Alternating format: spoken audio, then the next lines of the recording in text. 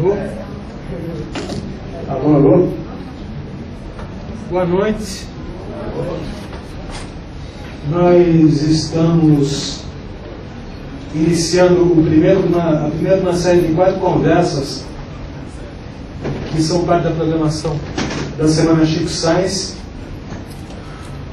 que é oferecida pelo Memorial Chico Sainz, pela Prefeitura de Recife, através da sua Secretaria de Cultura. Eu vou fazer uma rápida introdução aqui, antes de convidar os 2 debatedores de hoje, explicando o que significa essa série de conversas. Durante a realização da Feira Música Brasil, agora no final do ano passado, nós, num encontro ocasional, né, eu sou Alex Antunes, jornalista, conversando com o pessoal daqui, com a Adriana Vaz e com o Renato Eli, e já em vista da Semana Chico Sainz, a gente está ligado isso? A gente está conversando sobre as contribuições do Chico Sainz e do Mangue Beat. Sobre a linha de som aqui. Eu acho que não está. Alô, alô?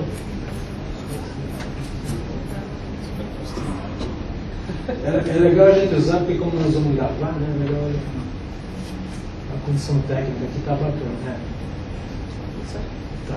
Então, nós estamos conversando sobre alguns temas nos quais o Chico Sainz e o movimento Mangue Beat como um todo foram quase proféticos ao colocar questões que hoje na cultura não só brasileira, como na cultura pop mundial, são extremamente importantes. E aí, a partir dessa conversa, nós começamos a eleger alguns temas que acabaram se transformando em 4 temas, que são os temas dessas 4 conversas que nós vamos ter ao longo dessa semana nesse auditório aqui da Livraria Cultura. E os 4 temas são os seguintes. O de hoje é a questão de arte e tecnologia, que eu já vou adiantar um pouquinho assim que eu disser os outros. O tema do coletivismo cultural na produção e na divulgação. O tema da ruptura da noção de centro e periferia. E o tema da ruptura da dicotomia entre pop e popular. Quando nós começamos a pensar nisso, nós vimos como o Mangue Beat e o Chico tinham sido muito precisos em indicar, ainda numa época que a cultura passava pelas grandes gravadoras e tal, indicar caminhos que hoje estão muito nítidos, que esse discurso era muito preciso, muito oportuno e, como eu falei, quase profético, né, nos idos do início da década de 90. Né? Uma Buse, depois eu vou falar um pouquinho sobre isso, que ele estava explicando um pouco esse processo. Então, eu queria convidar do Recife o HD Herr Dr. Mabuse, que é um personagem que veio do começo dessa história, é um dos gerentes do César, e o Rodrigo Salazone, codinome Rogério, da Casa de São Paulo. E eu vou propor para os dois o seguinte: acho que de cara aqui a gente tem dentro do tema arte e tecnologia, eu acho que a gente tem de cara 3 temas nítidos assim. Um é a questão do protagonismo tecnológico do Recife, que faz um pouco parte daquele caldo que deu origem ao Mangue Beat.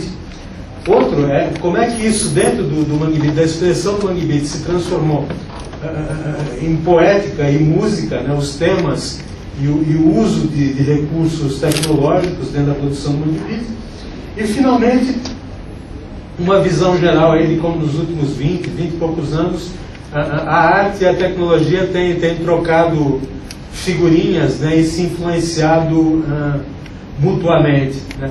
Nós vamos começar com o Mabuse, que, como eu falei, é um ator muito interessante desse processo, que estava lá desde os primórdios do pré-Mangue Beat, né, não só como observador muito privilegiado, mas como parceiro em vários momentos ali. Então o Mabuse vai contar para a gente um pouquinho dessa história. Beleza. Deixa eu ver se se as coisas funcionam por aqui. Vocês estão ouvindo? Eu acabo tendo um raciocínio muito visual. Minha vida toda eu acabei tendo uma tendência muito grande a fazer apresentações, sabe? E no final das contas são anotações para um monte de coisa que eu quero falar. Pelo menos são anotações visuais. Eu não sei se eu vou conseguir aqui, não sei se alguém pode ajudar. Talvez a gente faça alguma coisa para ali. Só um segundo. Tem um botão FM, função, e eu acho que já localizou. Só que é o seguinte, é uma apresentação bem simples, bem rápida, de um negócio que eu estava falando para o pessoal aqui, que é uma linha do tempo de arte e tecnologia pelo método Confuso, certo? Arte e tecnologia no Recife pelo método Confuso, porque na prática, deixa eu ver, acho que isso vem para cá. Na prática, muito provavelmente eu vou acabar esquecendo algumas pessoas, algumas outras estão relacionadas e espero que estejam por aqui. Só um segundo aí. Agora acho que vai.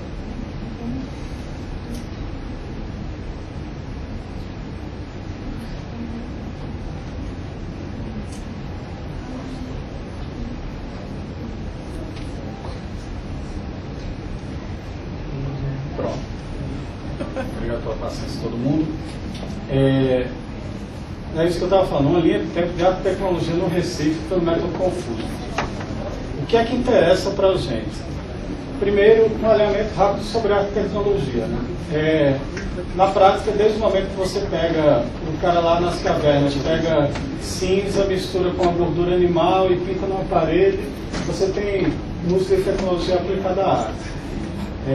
Por isso, não é isso exatamente o que interessa para a gente. O que interessa para a gente é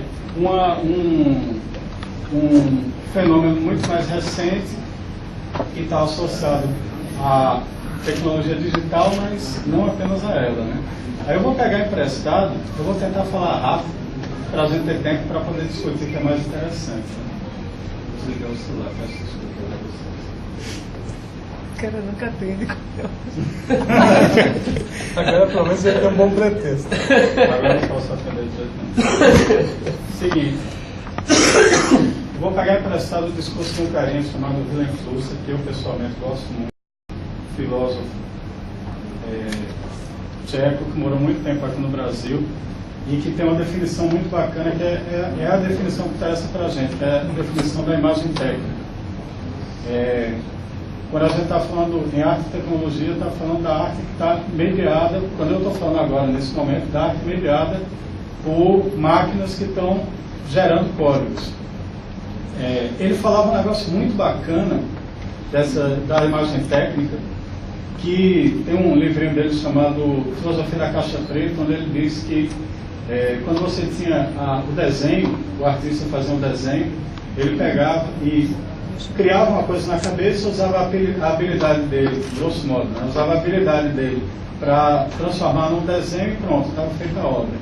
No caso da imagem técnica, que é essa que tem uma influência da indústria, pela qual a indústria que cria o aparelho que o cara está usando para fazer arte, no caso que ele cita é na fotografia, você tem uma mistura da habilidade do fotógrafo, especificamente no caso, usando a fotografia, mas todo o conhecimento que foi empregado para se criar o aparelho fotográfico, todo o peso da indústria naquele, que é o que eles chamam ali, falam a hora que a fotografia transforma conceitos científicos em cenas.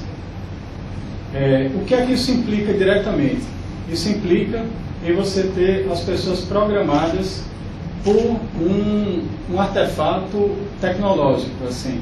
Muitas vezes Eu acho que dá para você reconhecer quando a fotografia é de um tipo específico de câmera, quando você conhece bem. É porque aquela identidade da indústria está